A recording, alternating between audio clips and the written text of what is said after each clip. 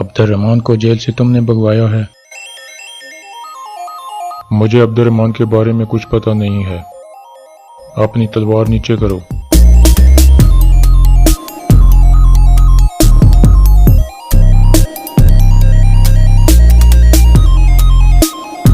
तुम अभी बच्चे हो, छोटे से। तुमने अपनी हद अबूर की है। अस्सलाम वालेकुम नाज़रीन।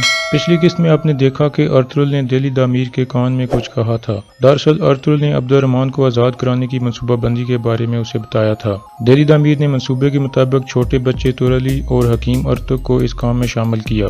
दिल्ली दामीर सिपाहियों का ध्यान अपनी तरफ कराता है और दूसरी तरफ से तुरली अब्दुर्रहमान के खेमे के अंदर चला जाता है।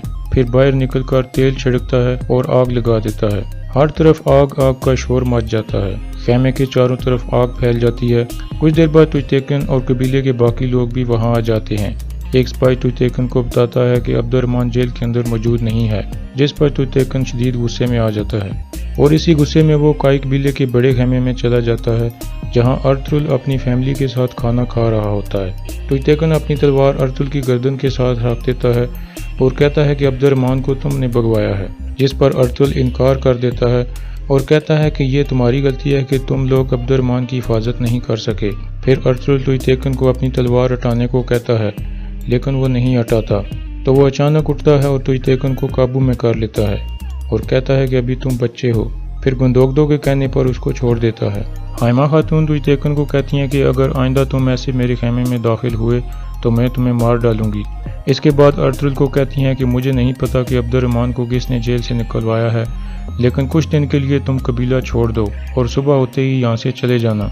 अगले दिन सुबह होते ही तुरगत और दवान कबीले से निकल जाते हैं। दूसरी तरफ नयान अपने आदमियों के साथ कबीले के करीब मौजूद होता है और उन दोनों को छुप कर देख रहा होता है।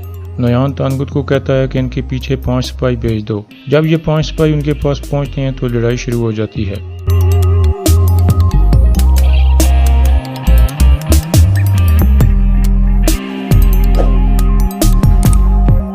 और वो 5 मंगोल सिपाही उनके हाथों मारे जाते हैं। दूसरी तरफ तुश्तैकन शदीद गुस्से में होता है और कहता है कि आप मान लें कि अब्दुर्रहमान को अर्तुगरुल ने ही जेल से भगवाया है, लेकिन हाइमा खातून और गुंदोगदो कहते हैं कि सारी गलती तुम्हारे मुहाफ़िज़ों की है कि वो उस खेमे की हिफाजत ना कर सके। दूसरी तरफ गोकचे घोड़े पर बैठती है और कबीले से निकल जाती है और कुछ देर बाद अर्तुगरुल भी अपने घोड़े पर निकल जाता है। रास्ते में उसको गोकचे नजर आती है। गोकचे कहती है कि मैं तुम्हें कबीले से नहीं जाने दूंगी, जिस पर अर्तुगरुल उसे कहता है कि यहाँ पर हर तरफ दुश्मन हैं और तुम वापस कबीले में चली जाओ। इसके बाद अर्तुगरुल उसे जबरदस्ती घोड़े पर बिठाकर वापस भेज देता है।